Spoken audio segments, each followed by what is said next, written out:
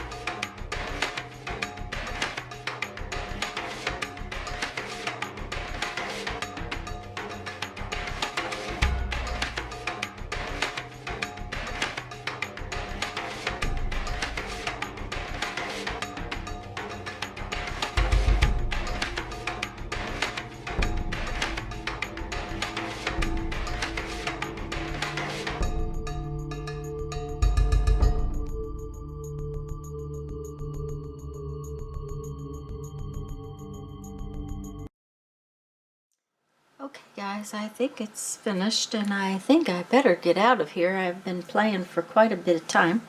Anyways, I hope you enjoyed this, and I hope you're having a good afternoon. Let me see.